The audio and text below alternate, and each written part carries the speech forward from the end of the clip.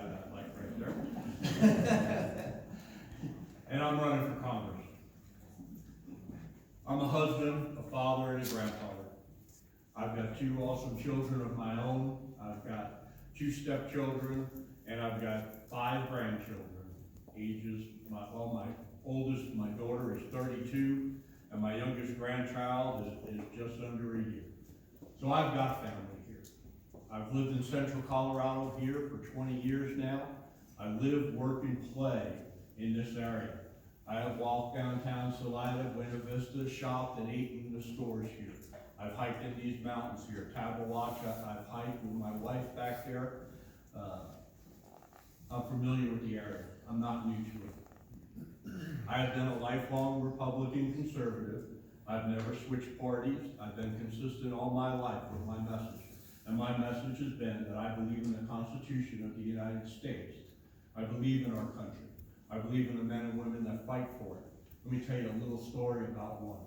That's my son. He's a United States Marine. He is since out of the service. But my son served in Afghanistan under the Obama administration, which was not very good for our soldiers at that time. My son served in the Helmand province of Afghanistan. At the time, it was considered the most dangerous place on earth. My son doesn't talk about his service. He doesn't talk about the things he did as a combatant. He was a weapons specialist. He was embedded with the Afghan nationals he lived with. I was there when my son left for Afghanistan. And I never cried so much. I was there when he came back. And my son was in 29 Palms is where he was stationed. Those of you who know it, Southern California, it is not a very nice place. When we were down there to see him back, it was 114 degrees that day, and it never cooled down, as evening set. And when soldiers come back from a war effort like that, they don't give exact times or dates when they're coming. They told us, we knew about a week before he was going to be back in 29 Palms, and they said they would give us 24 hours to get there. Obviously, it's more than a 24-hour drive from here, but we did it. When we were in 29 Palms, we were on the base, 114 degrees, and I was baking and sweating like everybody else. We decided to head into the PX to get a little air conditioning time. And while I was in the PX there, these 2 young men came up to me. One of them was in a wheelchair, and I'm going to apologize now because it choked me up. One of them was in a wheelchair, the other gentleman pushing him. The right half of his body was burned off and was nothing but skin grafts. They recognized me. I had dinner with them the night they left. And they said, "You're Mr. Andersen." I said, "Yes, I am." "Did CJ tell you about what happened?" And I said, "No, sons. My son doesn't talk about the war." They said, "Your son saved our lives.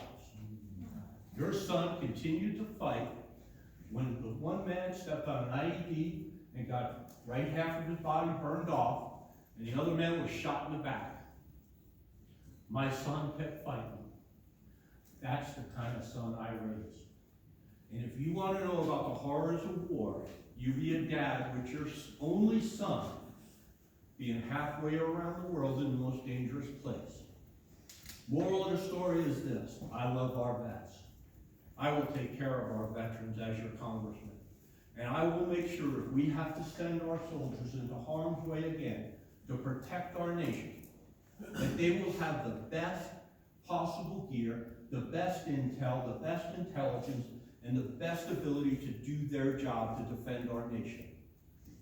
I won't let our veterans down. I believe in them. I believe in them with all my heart.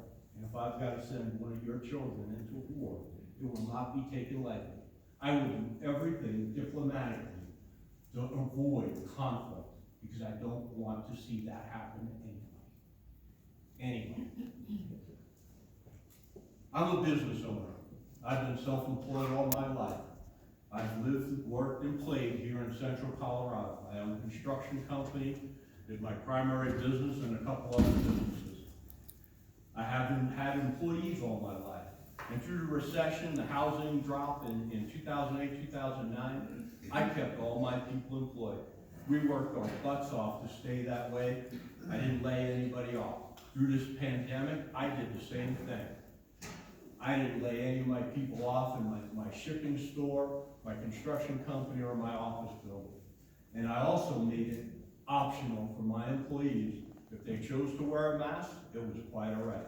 If they didn't want to wear a mask, I believe in freedom. They didn't have to. I got some crap for that from our local law enforcement and stuff like that. But you know what? Standing up for your rights is important. That's part of the reason why I'm here today, because I want to stand up for your rights. I don't back down from a good fight, and if it means saving you and your family from being unjustly persecuted by your government and held back, that's what I'm going to do.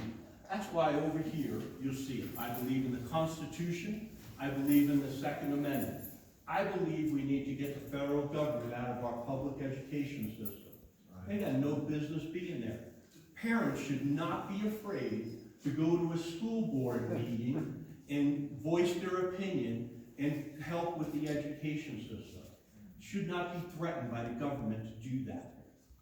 We need to finish the wall and follow the law. The southern border is still a problem. Just because you don't see it in the news because of the conflict going on in Ukraine doesn't mean there's still not a problem yet. We still need to take care of that. And that was done by an executive order.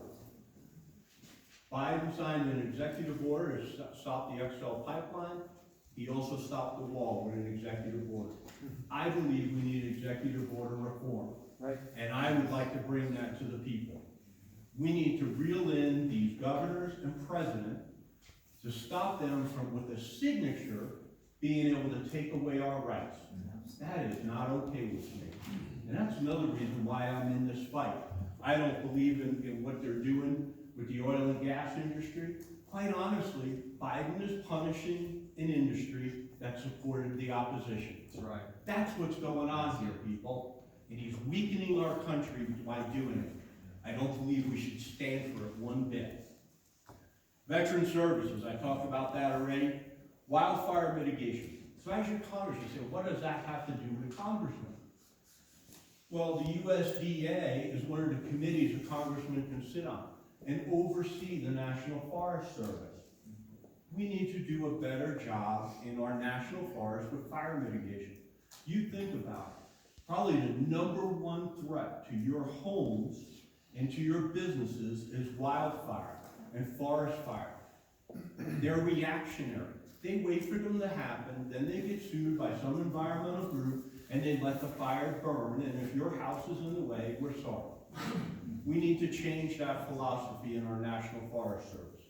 We need to make them proactive and do fire mitigation and help save our homes. Instead of spending millions upon millions of dollars fighting fires, let's be proactive and do the fire mitigation and save that money. Anyway, a little bit about me. I'm Carl Andersen, AndersonForCongress.com. I'd love to be your representative.